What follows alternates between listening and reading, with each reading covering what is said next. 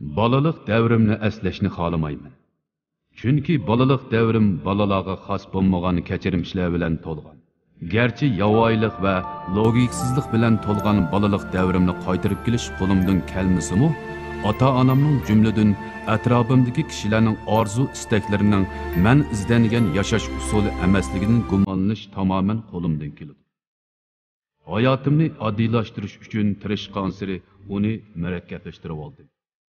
O'tmishimdan zarlangan siri texmi nachar o'tmishga mubtalo bo'ldim. İnkar qilgan har bir reallik menga jin bo'lib choplashdi. Hayotlik energiyalarimdan mangulik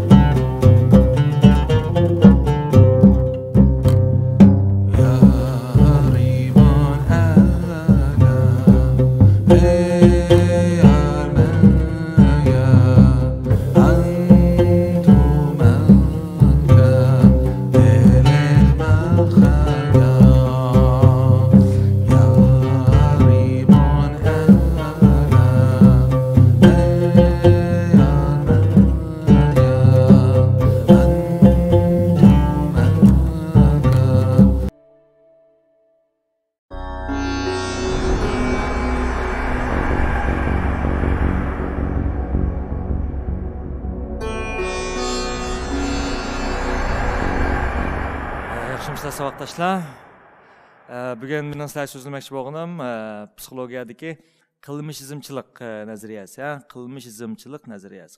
Qilmishizmchilik nazariyasi nima tushuntirdi degan vaqtda odamda, ba'zi odamlarda shakllanib qolgan odatlarni, qiliqlarni, harakatlarni, mayli nachar bo'lsin, mayli ijobiy qiliqlarning qanday bo'lib shakllanganligini, bu qiliqlarni qanday qilib kuchaytirib, qanday qilib ojizlashtirganligini tushunib o'tamiz. Ham bu darsda agar to'g'ri tushungan vaqtda bolalarni kichik vaqtdan boshlab ota-ona o'zi xohlagan yoki bo'lmasa to'g'ri bo'lgan ba'zi aktiv ijobiy bo'lgan qiliqlarni shakllantirishga foyda bor. Undan boshqa bolalarda allabirun shakllanib qolgan ba'zi qiliqsizliklarni, nachar odat qiliqlarni yeshish yoki o'zgartirishga nisbatan belgilik darajada ta'sir ko'rsatadi. Hamda odamning qilmish harakatlari 3 xil usulda shakllandi. Ya'ni birisi odatlanish, ikkinchisi klassik shartlanish, uchinchisi mashg'ulot orqali shartlanish. Unda biz bu 3 xil usulni ayrim-ayrim ko'rib baqaylik. Birinchisi odatlanish. Odatlanish degan nima? Odatlanish deganimiz ma'lum bir yot harakatning yoki bo'lmasa yot shay'ining bizga ko'rinish qatim sonining eshib berishiga ergashib, yoki bo'lmasa bizning uni qilish qatim sonimizning eshib berishiga ergashib, u bizga bir tunish bo'lgan narsaga aylanish. Yoki bo'lmasa aslida bizning tunish bo'lgan muhitimizda yo'q bir narsa tunji qatim kelgan vaqtda bizga g'alati ko'rindi, ammo u takrorlanish jarayonida yana bizning tunish bo'lgan muhitimiz ichiga kirib ketadi. U bizning tunish bo'lgan muhitimiz kirgan vaqt shu degan vaqtda u bizning odatimizga aylanib qolgan bo'ldi. Masalan, hey desam, hammanglar tunji qatim qaraysizlar. Ikkinchi qatim hey desam, bu 2, 3, 4-chi qatim bo'lganda sizga nisbatan bu hech qanday bir xil tuyg'u bermaydi. Balkim bema'ni tuyulishi mumkin. Demak, men tunji qatim hey degan vaqtim bilan keyingi 2, 3-chi qatim o'xshamaydi. Tunji qatim biz ma'lum o'zimizga tunish bo'lmagan, mayli ovoz g'idiqlanish bo'lsin yoki ko'rish sizimiz orqali bo'lsin yoki o'miz qiliq harakatlarimiz bo'lsin, tunji qatimimiz g'alati tuyuladi. Ammo 2, 3, 4-chi qatim takrorlanish jarayoni bo'lsa, bu bizning o'zimizga tunish bo'lgan muhit kirib ketadi-da, biz bunga tizla odatlanib qolamiz. Yoki bo'lmasa bunday faraz qilaylik, dadanglar yoki opanglar yangi televizor sotib oldi. Sizlar maktabdan qaytib, uyga kirsanglar bir televizor tug'dik. Shunlar, "Vah, televizor" deb xo'sh bo'ldinglar. Ertesi va televizor. Üçüncü günüm va televizor. Dördüncü günüm va televizor demeyende. Neymiş kalsa tuncu günü bu televizor bizge yeni şey, biz hayacanlandık. Ama 2, 3, 4. gün çıksa o bizge tekrarlanışa, kürüş çizimimiz arkalı tekrarlananda bu bizge adetlenip ketken hesaplandı. Biz bunu adetini işleyemiz. Çünkü televizor bu kadar bizge tunuş boğan muhit şekil ketdi. Hareketlerim şunda buldu. Bazı adamdaki hareketler tunç ketim çıkan vakta galit duyuldu. Keyin ço degende o tunuş. Mesela şopurlukni o'rgangan vaqtda nurg'a odamlar şopurlukni o'rganishdan burun tunç ketim mashin chiqqan vaqtda hayajonlandi mesela. Jiddiylikda rol tutganda bo'lsin yoki xot sağgan vaqt jiddiylikda. Ammo bu haydavri jarayon cho'sa bu odam u harakatga burun odatlanib bo'ldi. U odatlanib bo'lgandan keyin uni xotni ma'ning salaman deymizmi? Qo'lida tabiiyla xotni yotkash narsalari intayin tabiiy holatga yoki rolni qanday burash bu tabiiy holatga kirgizgan gap. Yoki bo'lmasa, sizlar tunji qatim uyingizga qaytish yo'lida yoki ma'lum bir yerga tunji qatim borgan vaqtda cho'qim shu joyga sizlarni boshlab boradigan vakil xarakterlik jismlar qarab olsizlar. Bu yerda eriq bormi, yoki daraxt bormi, yoki yo'l bor, oyoq qorilman deb. Ammo 2, 3, 4, 5 qatim bo'lgan degan vaqtda sizlar uning atrofidagi muhitga zang sanmay turib o'tib bora olasizlar. Boshqa narsani xiyol qilib turib o'tib bora olasizlar. Nimish qolsa, bu takrorlanish jarayonida atrofdagi shay sizlarga tunish bo'lgan muhit qaynab ketgan. Undan buni biz turmushimizdan qanday qiyalamiz deymiz. Biz ballarni qilaylik. Bir ota-ona balasiga bir chayliq o'yinchi qilib bu bal degan shundoq o'ynaydi. Hech nima bilan kari yo'q. Tomoq yemay o'ynaydi. Atsim o'ynash mumkin, o'g'illikki. Ama 4, 5, 6. kunlarcha bu o'yinchiqni ya tashlatish mumkin yoki o'ynamas mumkin. Nimish qilsa, bola tunji qatim bu o'yinchiq ko'rgan vaqtda uningga tunish bo'lgan muhitda bunday o'yinchiq bo'lmaganlik uchun bola bir xil hayajonlandi. Ammo 2, 3, 4 qatim bo'lsa bu o'yinchiq uning allibirin o'zining muhit ishiga kirib ketganligi uchun buningdan hech qanday hayajonlanmaydi.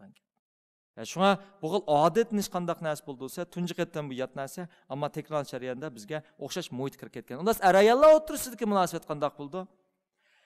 Har qanday ayolning ham to'y qilish jarayonida u tunji qatim ko'rishgan vaqtda yoki dastlabki mezgillarda intayin bir xil bir-birisiga nisbatan qizg'in muhabbat yoki hissiyot ichida yashaydi. Nimish qolsa, chunki ayollar bir-birisiga nisbatan tunji qatim o'xshamagan muhitda. Ular nisbatan shiklisi bir xil g'idiqlig'uchi muhit yoki bo'lmasa bir xil qiziqish tuyg'usini beradigan bir xil yot muhit hisoblandi. Shun bularda bir-birisiga intayin cho'nqur qiziqish shakllandi. Ammo ko'rishavergandikincha to'y qilgandikincha, bir uyda turavergandikincha, albatta qarshi taraf, yan bir tarafga nisbatan burun odatga aylanib qolgan bir muhit qaynab qoldi. Bunday vaqtlarda bularda hissiyotning tuvallishi bu tabiiy ahvol hisoblanadi. Shunday bo'lgan ayollar bu nuqtani tushunmaganlik uchun ba'zi ayollar mesela yo'ldoshim men burunqidek muomala qilmaydigan bo'ldi, burunqidek qizg'in muomala qilmaydigan bo'ldi deb o'ylaydi. Amaliyotda bu psixologiyadagi bu bir yuzlanish, bu bir tabiiy taraqqiyot bo'ladi. Uning burunqiga o'xshab qizg'in bo'lib ketishi mumkin bo'lmaydi. Nimish qolsa, tunji qatim vaqtda u ayol yoki yo'ldoshi uning nisbatan bir yot muhitda. Bunda vaqtda xuddi kichik bola o'yinchiq ajoyib qiziqib ketgandek, uning butun diqqat nazarini beradi yoki butun kuyinishni beradi. Ammo vaqtning suzalgan siri cho'sa, qarshi taraf bir-birisiga nisbatan tunish bo'lgan muhitga kiradigan gap. Bu odatlanishning ayollar o'tirishi. Shu ayollar o'tirisidagi nikohning hissiyotning o'ziga asoslanib bu nikoh turmushni davomlashtirman desa bu mumkin bo'lmaydi.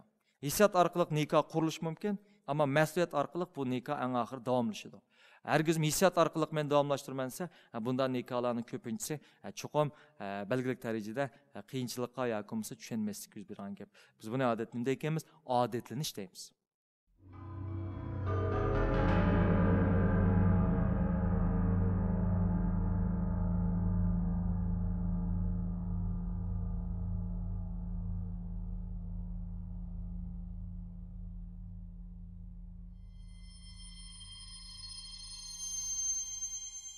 Odatnish. Mesela kichik bola nima deylik? Kichik bola tunji qatim yuzini yuvgan vaqt ajoyib hayajonlanib ketishi mumkin. Ammo 2, 3, 4, 5 qatimcha uning yuzini yuvishi allibirin odatga aylanib qoldi. Hayajon degan narsa yo'qaydigan gap. Ham odatnishdan odam qanday foiz olsa, odatnish odamni xatardan saqlaydi. Masalan, men sinfda sizga dars davataman, men 5-6 qatim, 7-8 qatim o'tgandan keyin bu yerdagi bolalar men tunish chiroyga aylandi. Tuyuqsiz, notunish bir fikr shu. Meni diqqatim butun silidan dal ashu mush muhitga natmish bo'lgan shu odamga tushadigan gap. Men bu odamni kuzdiman. Bu odam men xatar yetkazammi, yetkazmamdi. Agar u men xatar yetkazsa, men darhol uningda o'zimni aqchiman. Agar xatar yetkazmasa, tunji kuni uningga qiziqaman, ikkinchi, uchinchi, to'rtinchi kunlar bo'lsa, u mu sizlarning mush aranglar kirgitida bizning muhitimiz kirib ketgan bo'ldi. Shunga bu xil odatnish odamni nurg'ulgan xatarlardan saqlaydi. Yoki o'yga ketib borsizlar. Tuyuqsiz uyangning yenda aslida yo'q bo'lgan ma'lum bir narsa tiklanib qoldi masalan yoki tumir shatka yoki bo'lmasa sizlarga natmish bo'lgan bir jism paydo bo'lib qolgan bo'lsa, sizlar tunish muhitdan darhol shu muhit ishidagi sizlarga natmish bo'lgan muhitga sizlar diqqat qilasizlar. Bu vaqtda yuksak darajada diqqat qilasizlar. Uning sizlarga bo'lgan xatarni olib chiqasizlar. Agar xatarlik bo'lsa, uningdan o'zinglar qilsa yoki uningga belgili tadbir qo'llansa, xatarlik bo'lmasa, u mu kunlavrish jarayonida sizning muhitingga aylanib ketadi. Odatlanish. İkinchisi klassik shartlash. Endi klassik shartlashda biz ekran qarab boqaylik. Ekranda diqqat qilsak, u yerda bir qo'ng'iroq bor. U yerda bir isht bor.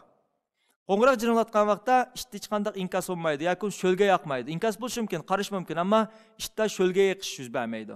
Ikkinchi rasm, qo'ng'iroq bor, go'sht bor. Shundan go'shtni ko'rgan vaqtda ishtda sho'lga yoqish boshlaydi. Qo'ng'iroq jiringlatimiz. Shundan go'shtni ko'rib, ishtda sho'lga yoqish yuz berdi. Biroq bu go'sht bilan biz qo'ng'iroqni birlashtirib etdik. Ikkinchi, uchinchi, to'rtinchi qatim qildik. Eng oxirgi rasmda cho'lsa, go'shtni olib etiblar, qo'ng'iroq jiringlatdik, ishtda sho'lga yoqishga boshladi. Biz buni klassik shartlash deymiz. Yana bir qatim deyman, ha? Avval qo'ng'iroq jiringlatgan, ishtda hech qanday sho'lga yoqilmagan. Ammo ikkinchi, uchinchi, to'rtinchi qatim biz qo'ng'iroqni nim bilan birlashtirdik degan vaqtda go'sht bilan birlashtirdik. Ya'ni go'shtni qo'ydik, sho'lga yoqdik, qo'ng'iroq jiringlatdik, go'shtni qo'ydik, qo'ng'iroq jiringlatdik, go'shtni qo'ydik, qo'ng'iroq jiringlatdik. Eng oxiri cho'si go'shtni olib etib qo'ng'iroq jiringlatsak, ishtda sho'lga yoqish boshladi. Unda esa ishtdan sho'lga yoqizayotgan narsa qo'ng'iroqmi yoki go'shtmi degan vaqtda amaliyoti go'sht. Go'sht bevosita g'idiqlovchi hisoblanadi.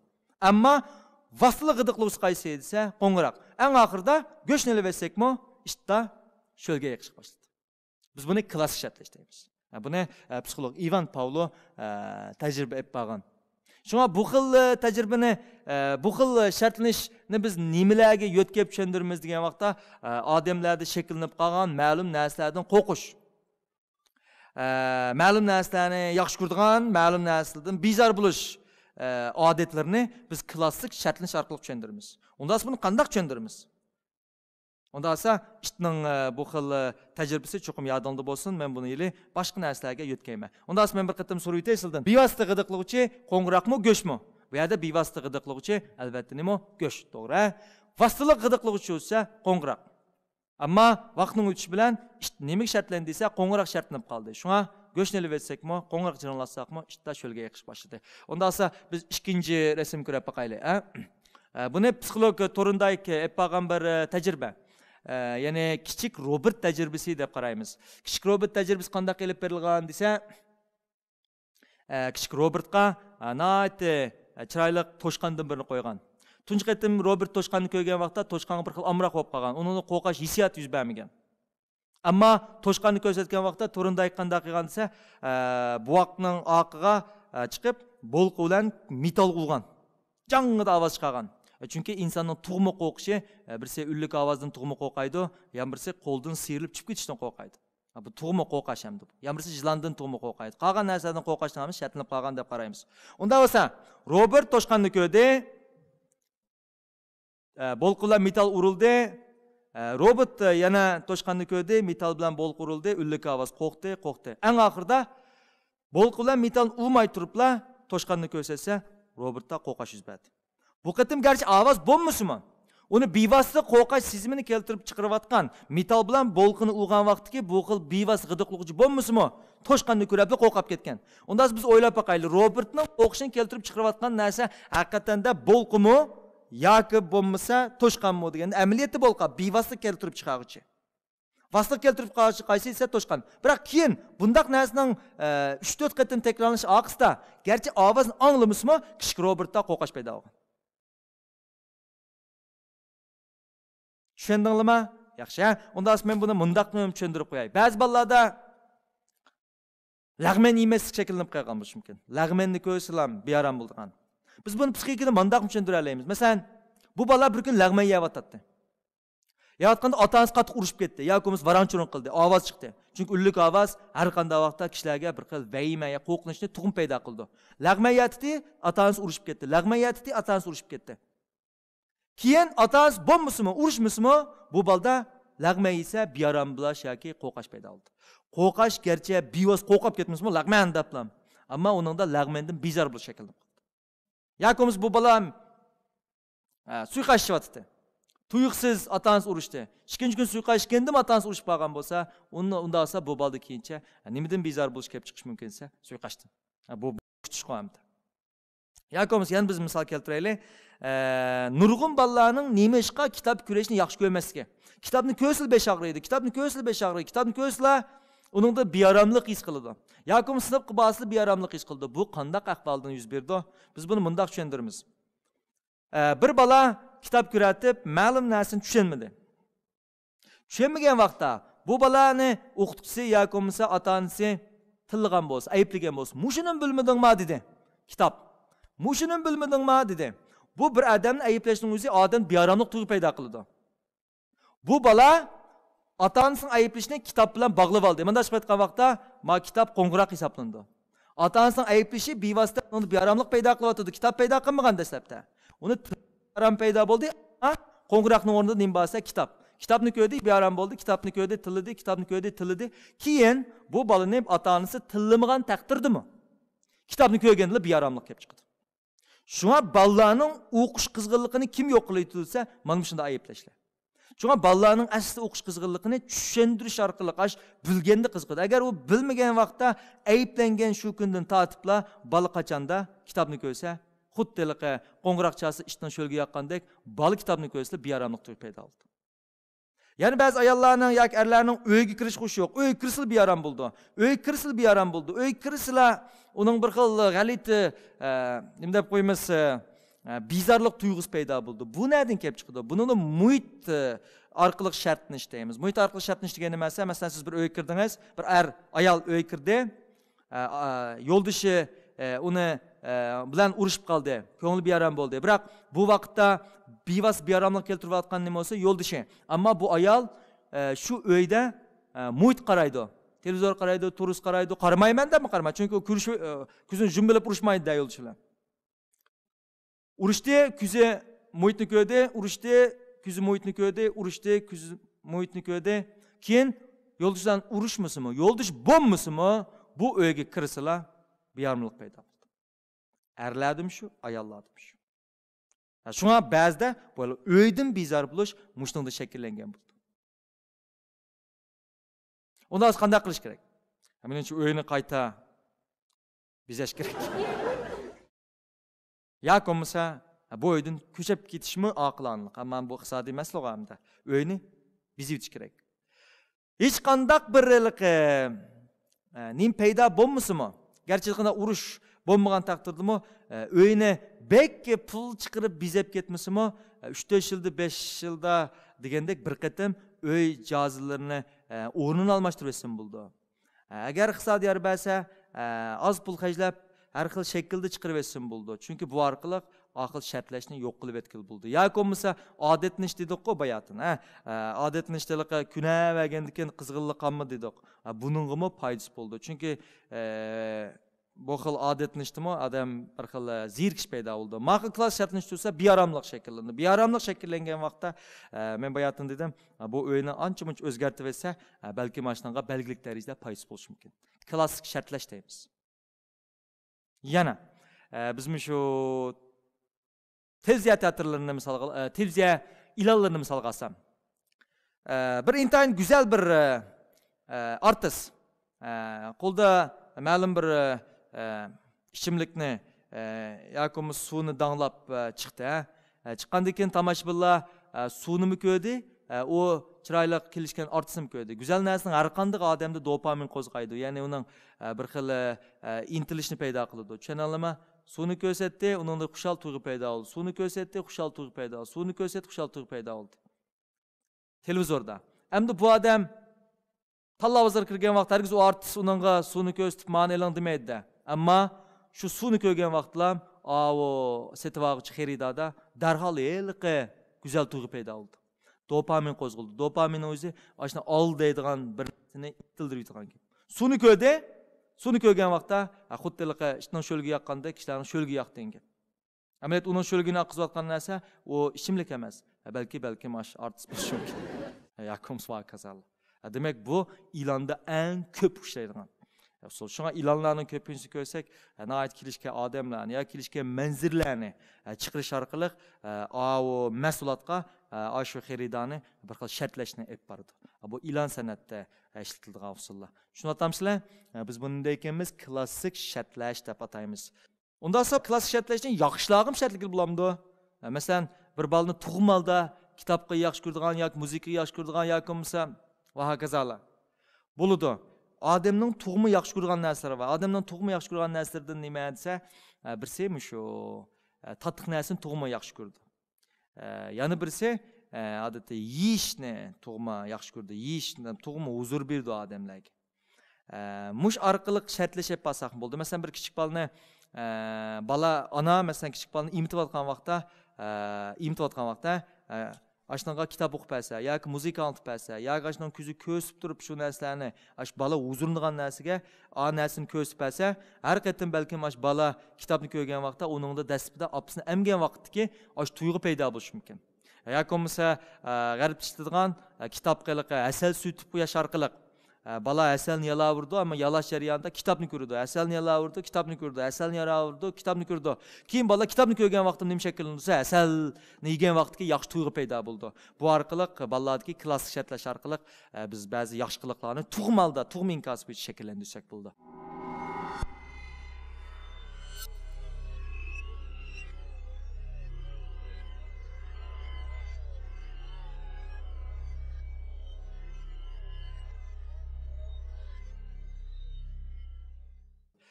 Unda olsa mening sizlarga so'zlaydigan 3-nuqtam nima degan vaqtda mashg'ulot shartlanish. Ama bu mashg'ulot shartlanish oldingi qisqiga qaraganda texmi muhim. Chunki bu biz maqsadga olda ba'zi qiliqlarni shakllantirishda bu bek muhim narsa. Asal diqqatingizni yig'imsanglar, ma'nosiga nisbatan sal qiyib ketishi yuz berishi mumkin. Unda esa mashg'ulot shartlanishni deyishdan burun men tuvandagi ma tajribani, Chashqanning tajribasini misol qilay. Chashqan tajribasida B.F. Skinner yapgan bu tecrübeni. Bu tecrübede bir çaşkanını qapazga sulab qo'ygan. Bu qapazning ichida ma'lum bir kunupka var. Kunupkadan birisi var. Bu kunupkani bassala qapazning ichiga irimchikka tushdi. Shundan tunji qatim chashqanni bu qapaz sulib etgan vaqtda chashqan har xil harakatlarni qilgan.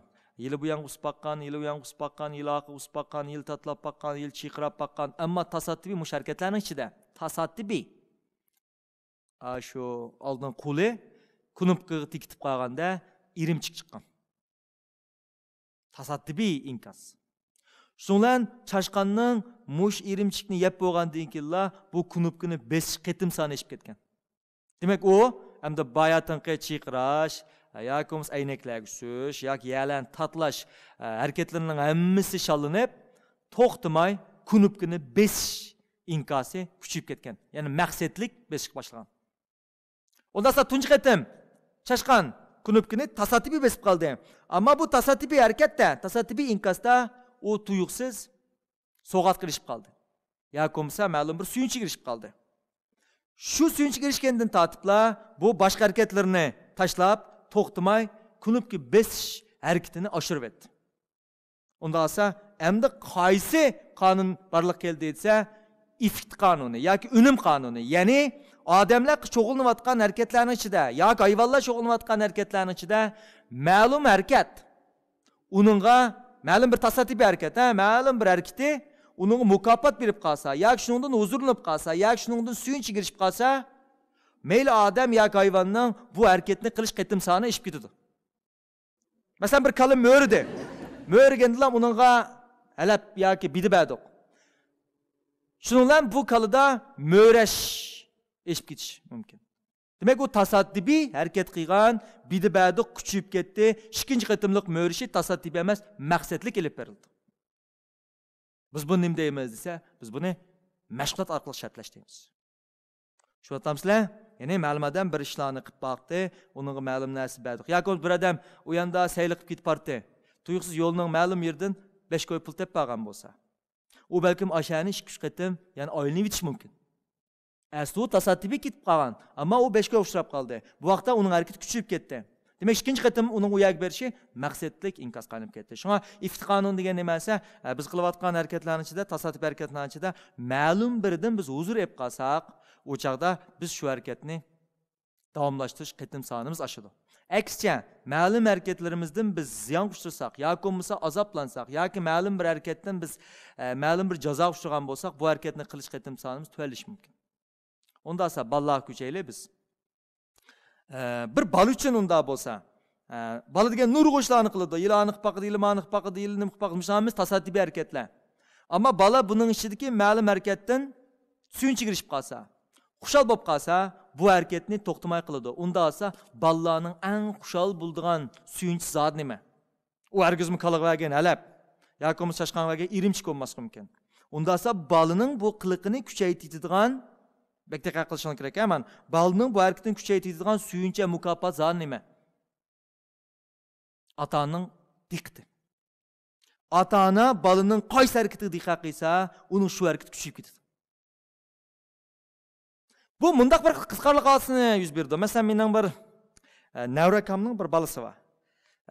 Bu balasi to'xtamay, tokning nima deb qo'yamiz? Video chatlik tok sanjaydigan yaga qo'lini bu tokbaga tiqib oladi menda.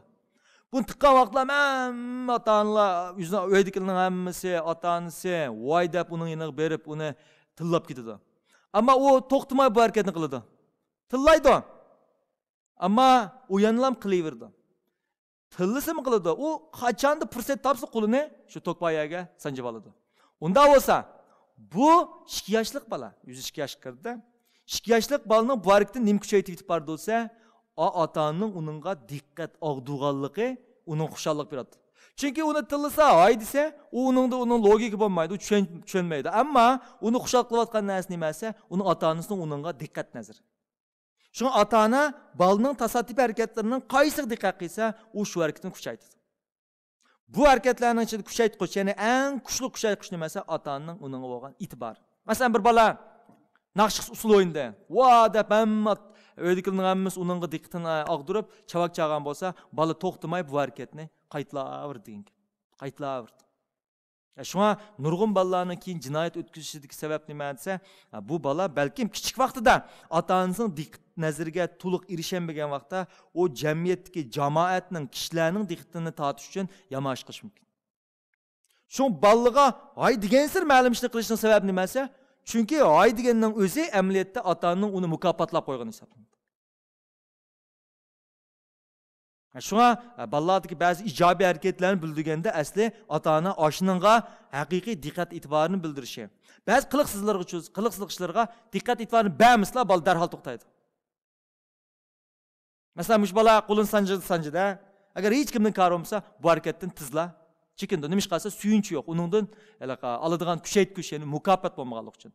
Uni qancha ko'zi kirib olgan sira, qo'lni sog'an qancha voy degan sira, balda bayatin dedik, harakati, ash harakatni qitim soni kuchayib ketgan. Shunga men bayatimni deb ketdim, bolalarning qaysi harakatini kuchaytmoqchi bo'lsa, ota-ona shu harakatga e'tibor berish kerak. Amaliyot aksi hozir qanday qilsa, nurg'a ota-onalar bolalarning qiliqsizlik ishlariga bek e'tibor berib, odatga yaxshi ishlarga e'tibor bermaydi. Unda qaysi harakat oshidi? Albatta qiliqsiz ishlari eshib ketadi. Nima ish qilsa, bu yerda bolani kuchaytiradigan, bolaning nima deb qo'ydik? Ma'vo xuddi chashqan irimchikni yeb kuchaytirayotgandek, bolaning irimchiki bu yerda nimasi? Ota-onaning e'tibori hisoblanadi. Shunga buningga ota-onalar bek diqqat qilmasa bo'lmaydi. Masalan, marisam qaraylik. Bu bola tasoddifiy kulimsirganda, dadisi uni quchog'iga oldi.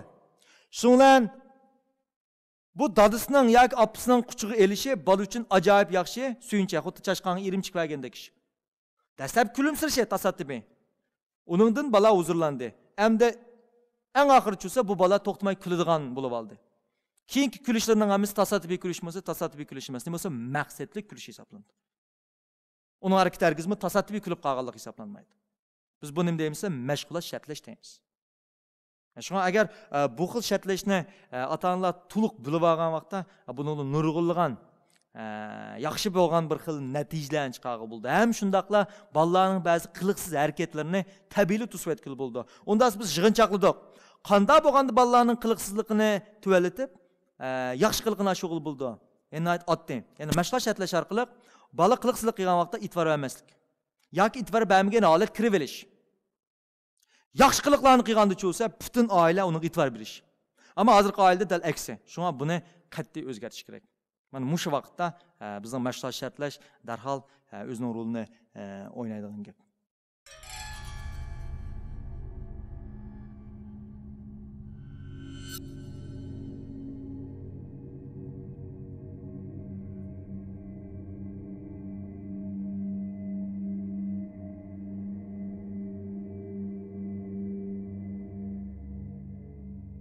Ondan sonra mashg'ulot shartlashda biz nimani o'tirib qo'ydik desa, tasodifiy ma'lum harakatni kuchaytirib etgan vaqtda, ya'ni ma'lum suyuncha yoki huzur yoki mukofotlarni kuchaytirib etganda bu harakatning 101 qatim sonini oshirganligini bildik. Unda bo'lsa, o tasodifiy harakat qilmoqchi. Bizning ashni tasodifiy harakatga qiyg'izg'imiz bo'lsa, masalan, sirk maydonlarida ba'zi mushuklarning to'pning ustiga chiqib olib uslo o'ynaganini ko'ramiz. Unda bu harakat qanday shakllangan? Buni hargizmi uni ko'ndaguvchi saqlab turib, qachanda mushuk ashning ustiga chiqsa, men uni mukofotlayman deb saqlab o'tolmaydi. Yo'qimiz bunda o'ylaylik, bir qo'yni uslo o'ynatqimiz bo'lsa-chi. Biz hargizmi o'tirib olib, qachanda mush qo'y qo'lni ko'tarib uslo o'ynasa, men uni bidiviraman deb saqlab turolmaymiz. Undas qanday qilamiz?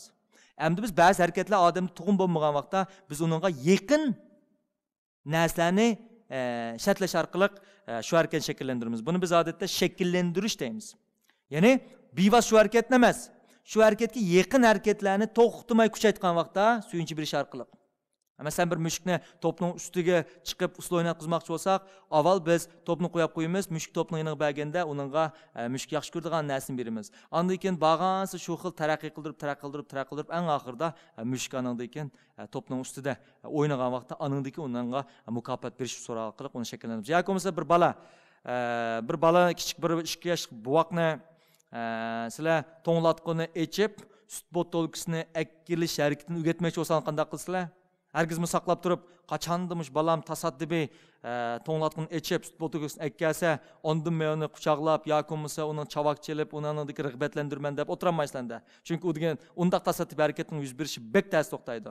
Unda qanday qilib bu 2 yoshlik bolani yoki 3 yoshlik bolani chiqib to'nglat onun sut botolkasini yoki bo'lmasa ma'lum narsani akkasini shakllantiramiz. Buning uchun biz ashning yaqin harakatlarni, masalan, avval bala to'nglatqini yeniga borgan bo'lsa, uni chavoq chalamiz yoki bo'lmasa uni rag'batlantiramiz.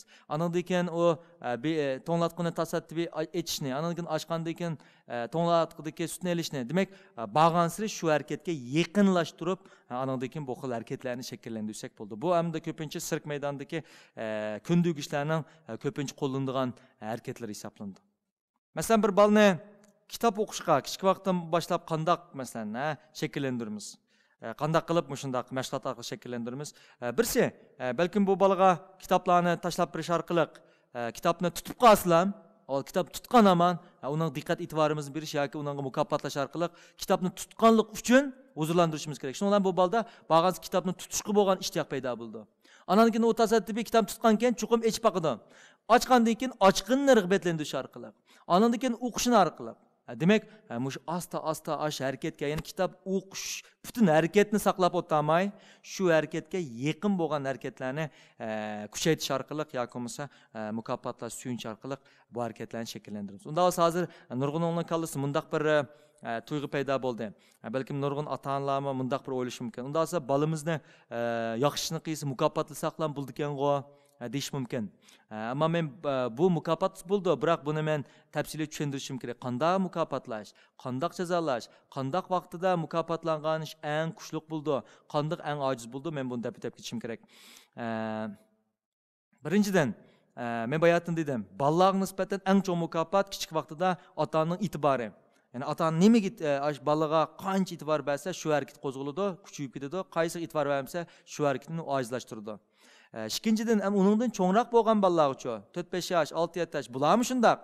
Endi ba'zida biz bularga mayli pul orqali yoki ma'lum narsa orqali mukofotlashqimi biz majbur bo'lib qolamiz. Demek mashg'ulot orqali shartlashning mushunday taraqqiyot ostida biz mukofotlash va jazolashni bundaq 4 xil usulga bo'lib o'tamiz. Birinchisi nima degan vaqtda birinchisi plus mukofotlash. Bir odam plus mukofotlash degan nimasi uning berish orqali mukofotlashni biz buni plus orqali mukofotlash deymiz.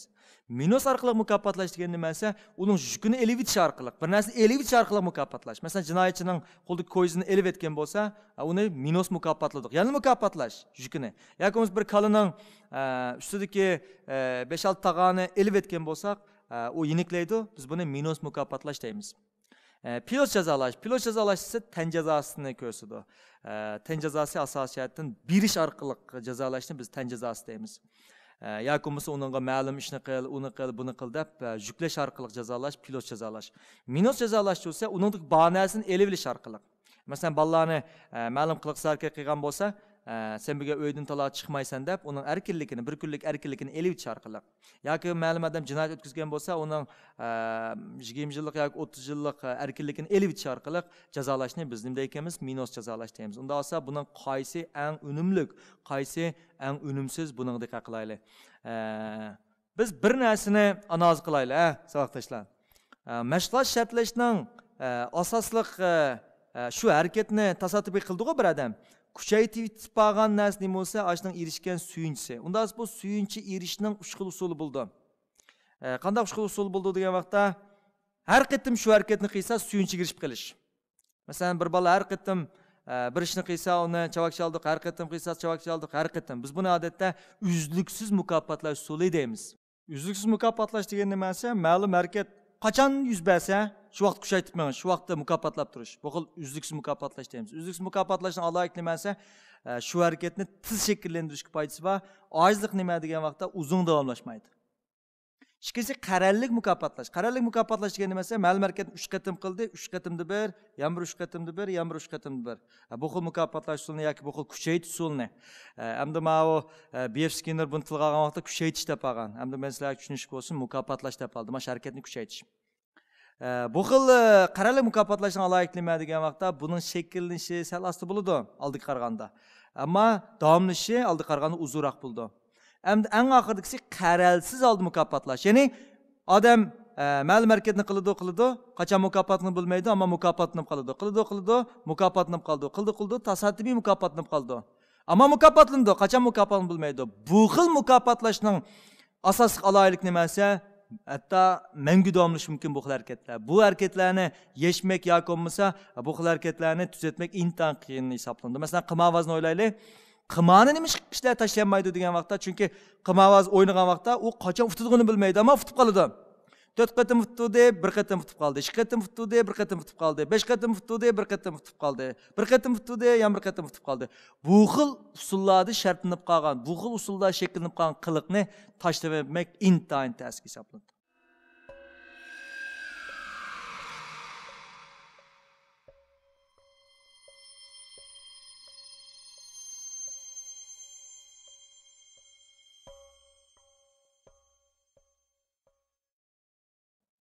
Şuna ballar mukofotlashda, uni o'zliksiz mukofotlash dastlabida yaxshilik turgan bilan, keyin bu xil mukofotlash darhol aks ta'sir berdi. Masalan, men sizga bir misol ko'rsatsam, bir buvoy bor ekan, bu buvoyning o'zi yolg'iz yashaydi ekan bu buvoy.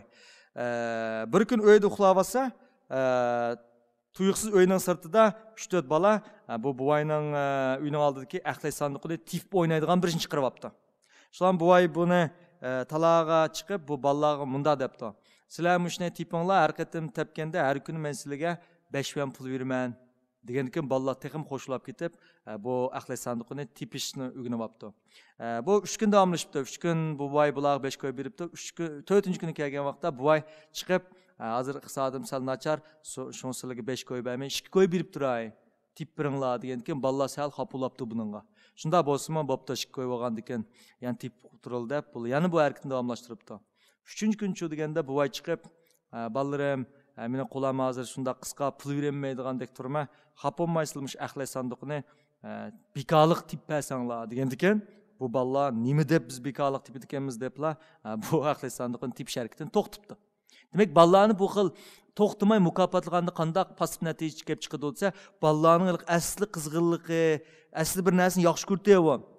Masalan, top o'ynashni asli yaxshi ko'rdi, aqliy sandiqni tepishni asli yaxshi ko'rdi.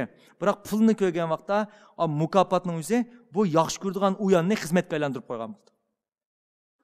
Shunga bu mukofot azayganda bala buningdan tabiiyla chekinib ketadigan ahvollar shakllandi. Shunga balalarning ma'lum qizg'inligi nemish mukofot orqali to'lab ketdi, chunki bu mukofotni bergan vaqtda bu bala ishni o'z qizg'inligidan emas, mukofot uchun qildigan bo'lib qoldi. Qachon mukofot to'xtasa, bala shu vaqtda to'xtaydi. Chunki bir ota-onaning bir balani mangu mukofotlashi o mumkin emas. Shun qanday usulda mukofotlash eng yaxshi etsa, tasodifiy mukofotlash, qaralsiz mukofotlash, tuyuqsizlar, u umid qilmagan vaqtda, kutmagan vaqtda mukofotlash. Unda qanday xizmatchi o'zining xizmatidan zerikmaydi. Ba'zi xizmatchilar bor. Bularni maoshini jiq berib tutib qololmaydi. Nemish qolsa bu har oyda maosh oladi, har oyda mukofotlanib turdi. Bunda vaqtlarda buning harakati darhol zerikishlik ishga kirib qoldi. Qanday xizmatchi o'zining xizmatidan hargiz voz kechib etmaydi desa, shu ishlayotgan jarayonda ma'lum yerdan qo'shimcha kirim kelib qolsa. Qachon kelganini bilmaydi, ammo qo'shimcha kirim kelib qolsa. Yoki ma'lum odam uningga pul sundirib oqish deb qo'ymizga berib qolsa, yoki biz qilayotgan ishidan tasodifiy pul kelib qolsa, bu qilayotgan ishini hargiz tashlab etmaydi. Shunga mangulik qiliq shakllantirish uchun biz qaysi xil mukofotlar usulini qo'llanamiz desa, qaralsiz holda, tasodifiy holda mukofotlanib qolsa, bu xil qiliqning davomli bu shakllanishi sal osti bo'ladi, ammo shakllanib bo'lgandan keyin bu uzun davomlashadi, mangu davomlash mumkin. Shunga biz buni qaralsiz mukofotlash deymiz. Ham jazolash, pilot jazolash. Pilot jazolash degan nima esa, pilot jazolash deganimiz biz tan jazosi berish orqali jazolash dedik. Minus jazolashni nima dedik? Uni elib itib turib jazolash dedik. Unda esa qaysi unum ko'rsatdi degan vaqtda minus jazolashni endi ozroq tavsiya qilamiz. Amaliyotda bal tarbiyalashda jazolashni qat'iy ishlatmaslik kerak. Bulapmı tan jazosini qat'iy bermas kerak. Biz keyingi taraqqiyot psixikasini so'zlaymiz buni. Ota-onasidan to'xtamay tan jazosi yegan balada bu jazoni keyin cho'ng vaqtida yana sig'inib, yana o'zini jazolaydigan muhit yaratib oladi. Masalan, bir qiz ota-onasidan to'xtamay tayoq yegan bo'lsa, yoki jazolangan bo'lsa, bu keyin yana shu qizni jazolaydigan ma'lum bir er bilan to'y qilib qilish mumkin. Demek tan jazosi yoki bo'lmasa bu tan jazosining o'zi balada og'ir darajada psixikada nacharlik paydo qildi.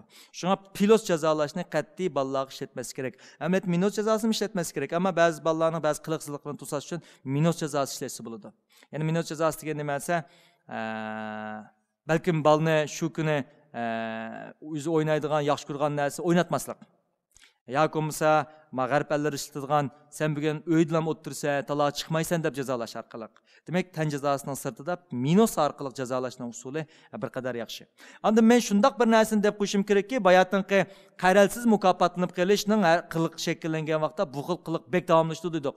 Unda olsa, hozir ota-onalarning eng cho'ng xatolik nima desa, eng cho'ng avarishlik nima desa, balla ularni intayin ma'lum narsani talab qilib yoki so'rab bizar qilib yutadi. Yoki ko'miz ko'zi kirib oladi. Bu nereden shakllanib qolgansa, dal ballalarning qaralsiz mukofotlanib qolganligidan. Masalan, bir bala apsiga bana aya ishton yoki ma'lum bir narsa appa dedi. Ana yoq dedi, appa dedi, yoq dedi, appa dedi, yoq dedi, appa dedi, yoq dedi, appa dedi, yoq dedi. Appa dedi, oxiri bo'p deb biray dedi.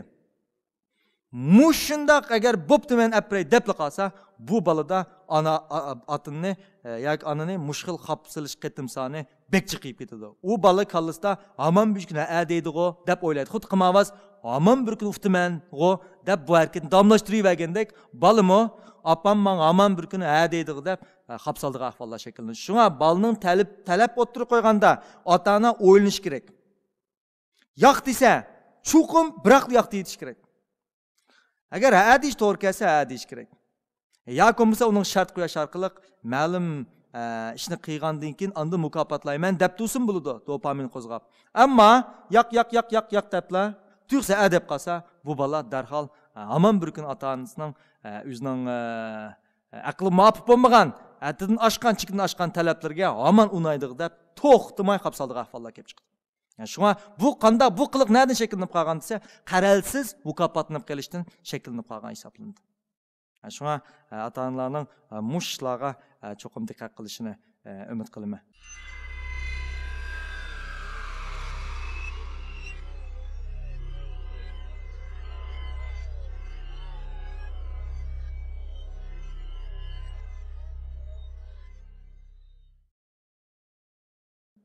Onda olsa dersimiz müşahede tugaydi.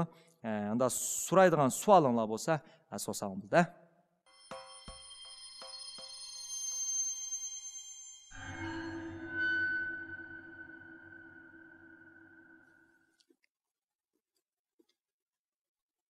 Siz Muallim mush klassik shartlanish bilan mashg'ulot shartlanishning farqini deb bergan bo'lsangiz. Klassik shartlanish bilan mashg'ulot shartlanishning farqi to'g'ri. Klassik shartlanishda odam paspallat turdi, uning tug'ma inkosidan foydalanamiz. Masalan, qo'rqash inkosi, yaxshi kurash inkosidan foydalanib, ma'lum bir narsani shu bilan birlashtirish orqali, masalan, ishni misol oldik, sho'lga yiqish, uning tug'ma hissiyoti, u ish turdi, biz uningga go'shtni ko'rsatamiz, ondan qo'ng'iroqni mayada go'sht bilan birlashtirib yutamiz. Bunda pasib hech qanday harakat qilmaydi. Ish faqat turdi, tug'ma inkosi, sho'lga yiqish, go'shtni ko'rsatdik, qo'ng'iroq chaldik, eng oxirida go'shtni ilib yutibmi, qo'ng'iroq chalish orqali sho'lga yoqizamiz. Yoki odam qo'rqdi, uni qo'rqatdik, bir narsa ko'rsatdik, qo'rqatdik, bir narsa ko'rsatdik, qo'rqatdik, bir narsa ko'rsatdik, keyin qo'rqatmaymi, bir narsa ko'rsatsa, uni qo'rqash shaklida. Klassik shartlash bir xil tug'ma inkosini foydalanib, uningda hech qanday bir harakat bo'lmaydi.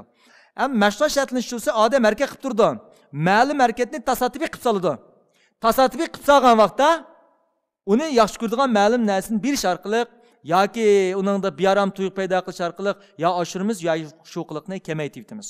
Shunga mashg'ulot shartlash qanday narsa esa, odam qilayotgan yoki hayvonlar qilayotgan ma'lum tasodifiy qilib qolgan harakatlarni darhol kuchaytiramiz. Bu ikki o'rtasidagi farq shu. Tushundingizmi? Yaxshi. Yancha so'raydigan savolinglar bormi? Siz. Ali muallim, agarda shu ishqa go'shtni ko'rsatmay turib qo'ng'iroq chilayversak, sho'lga ajratib chiqaveramiz. Masalan, go'sht ko'rsatmay qo'ng'iroq chilayverdik. Go'sht ko'rsatmay qo'ng'iroq chilayversak, bu ma'lum bir mazda o'tgandan keyin oq yenib ketdi, sho'lga chiqmaydigan bo'lib qoldi. Biz buni extinction deymiz. Extinction degan nima esa latin tili bo'yicha, ya'ni o'chash deb ataladi. Ammo 10 necha qatim bermadik, u sho'lga chiqmadi. Ammo 10 necha qatimdagi yana go'sht ko'rsatib qo'ysak, yana bu harakat texim kuchayib ketadi. Shunga qaralsiz mukofotlash bu ajoyib uzun mezgilga paylaydigan bir xil qiliq shakllantirish. Masalan, bir bolni siz kamput berdingiz, yaxshi yedingiz, kamput berdingiz, yaxshi yedingiz, kamput berdingiz, yaxshi yedingiz, kamput berdingiz, yaxshi yedingiz. Keyin kamput bermay yaxshi bol xushallik paydo bo'ldi. Yaxshi yedingiz, xushallik paydo bo'ldi.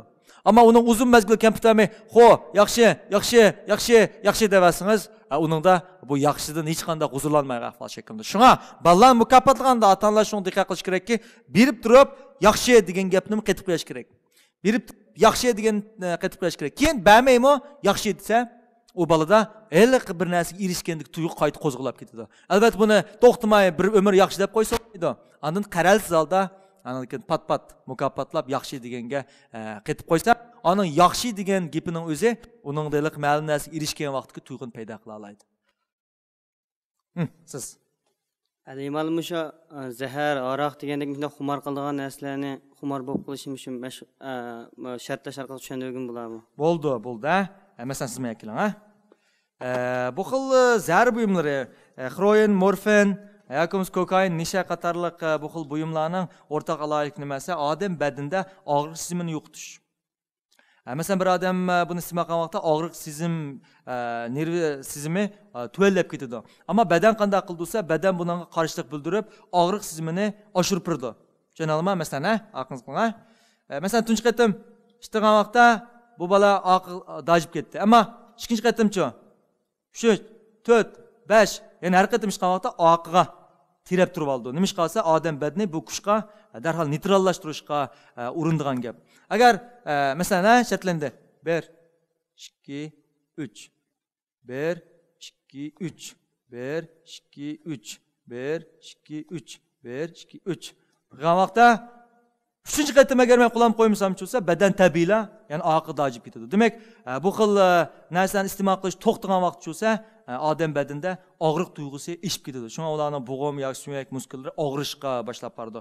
Undan buni shartlashdan qanday munosabat bo'lsa, zar buyumlarda odamning shartligini yoki bo'lmasa ash iste'mol narsining sirtida nimaga asosli shartlandi degan vaqtda muhit shartlanib qoldi.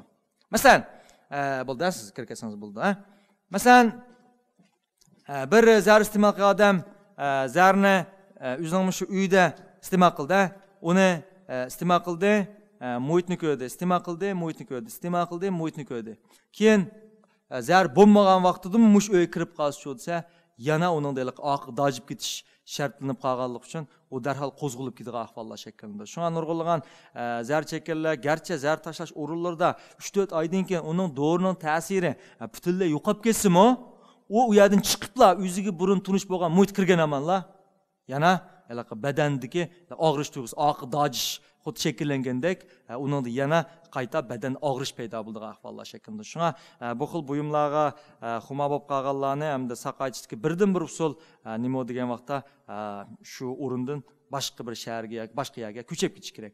U cho'qim o'ziga tunish bo'lgan shu muhit, shu zarlarni iste'mol qilgan vaqtga do'stlari, ko'rinishlar, anandan shu daldaraqlardan tortib hech qaysi uning ko'rinmagan vaqtda balkim buningda azroq tashlash umidi bo'ldi. Albatta bu yangi muhitda cho'qim o koni muhit qaraganda uning xuma holati pasayishga boshlaydi. Masalan, Vyetnam urushida Amerika askarlari Vyetnam borgan vaqtda nurg'un askarlar zar xuma bo'lib qolgan. Ammo yurtga qaytgan bo'lsa, asosiyatimiz tashib etilgan. Nima ish qilsa, ma'qul muhitda shartlanib qoldi. Ash muhit kirganda qo'zg'aldi, muhit kirganda qo'zg'aldi, boshqa muhit kelgan cho'sganda yo'qolib ketgan.